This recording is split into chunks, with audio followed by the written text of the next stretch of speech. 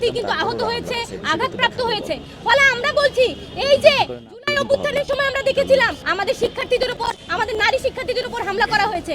আবার অন্যদিকে আমরা দেখছি যে ঢাকা বিশ্ববিদ্যালয়ে কিছু শিক্ষার্থী যারা এই আন্দোলনকে প্রশ্নবিদ্ধ করতে রাস্তায় নেমেছিল, উস্কানিতে পড়ে রাস্তায় নেমেছিল, তারা আমাদের নারী শিক্ষার্থীদের নিয়ে নানান ধরনের অঙ্গভঙ্গি করেছে, নানান উস্কানিমূলক কর্মকাণ্ড করেছে।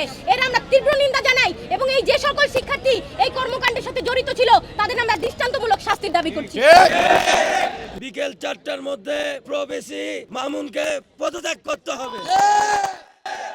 আর এই আমাদের ঢাকা কলেজের শিক্ষার্থী রাকিবের উপরে যেভাবে নির্মম ফ্যাসিস্ট আওয়ামী লীগের আমলে পুলিশ যেভাবে হামলা করতো, ঠিক সেম কায়দায় হামলা হয়েছে। আগামী 4 ঘন্টার ভিতরে এই হামলাকারীদেরকে শনাক্ত করে বিচারের আওতায় আনতে হবে। যদি না নেয় 4 ঘন্টা পরে Dhaka college, Titumir college, 7 college সহ আমরা কঠোর কর্মসূচি দিতে বাধ্য হব। আমাদের যে 6 দফা আছে এই 6 দফা হচ্ছে বাস্তবায়ন করতে হবে। করে তাহলে আমরা 4 ঘন্টা পরে আমরা কঠিন কর্মসূচির দিকে যাব। আমরা 4 দিন 5 দিন কিংবা 24 ঘন্টা বেঁধে দেব না। আমরা যখন প্রতিবাদের সুর তুলেছি তখন এই মামুন বাহিনী দিয়ে নীলখাত এই মিরপুর রোডে আমাদের উপর অতর্কিতভাবে হামলা হয়। 4 ঘন্টার ভিতরে আমাদের দাবি বাস্তবায়ন না হয় আমরা কঠিন কর্মসূচির দিকে যাব।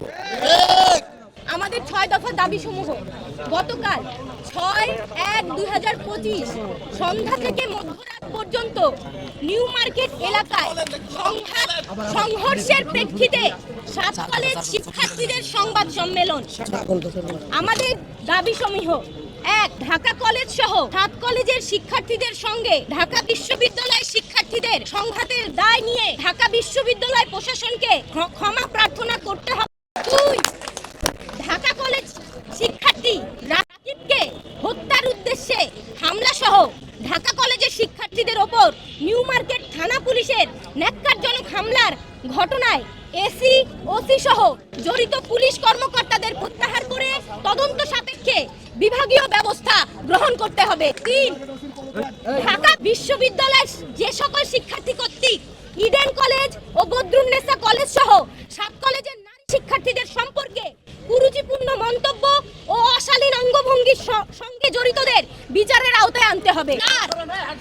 ঢাকা বিশ্ববিদ্যালয়ের সাথে 7 কলেজের একাডেমিক এবং প্রশাসনিক সম্পর্কের দাবি অনুযায়ী স্বতন্ত্র বিশ্ববিদ্যালয়ের রূপরেখা উদ্বুদ্ধ পরিস্থিতি সমাধানের জন্য প্রধান উপদেষ্টা, শিক্ষা উপদেষ্টা, শিক্ষার্থী উপদেষ্টা নাহিদ ইসলাম, ইউজিসির সদস্য এবং ঢাবির ভিসির সমন্বয়ে 7 কলেজের শিক্ষার্থীদের প্রতিনিধি টিমের সাথে তাৎক্ষণিক উচ্চ পর্যায়ের মিটিং এর মাধ্যমে এই ঘটনার সমাধান করতে হবে। 6.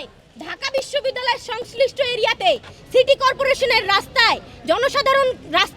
জনসাধারণের জন্য উন্মুক্ত করে দিতে হবে। আপনারা জানেন 7 কলেজ 2017 সাল থেকে মুক্ত হওয়ার পর থেকে 7 কলেজের শিক্ষার্থীরা বারে রাস্তায় নেমেছে, বলেছে আমাদের সংকট নিরসন করেন। আমরা বারবার বলেছি এই যে শিক্ষার্থীকে বারে এই সংঘাত না তৈরি করে এই বিষয়টির একটা সৃজনশীল সমাধান আপনারা দেন, কিন্তু এই সৃজনশীল সমাধান যতদিন পর্যন্ত দেওয়া না হবে এই সংঘর্ষ কিন্তু চলতেই থাকবে। এই কথা কিন্তু আমরা স্পষ্টভাবে বলে দিতে চাই। তাই আমরা বলছি অতি সত্বর 7 কলেজের এই যে সংকট, সেই সংকটের সমাধান করতে হবে।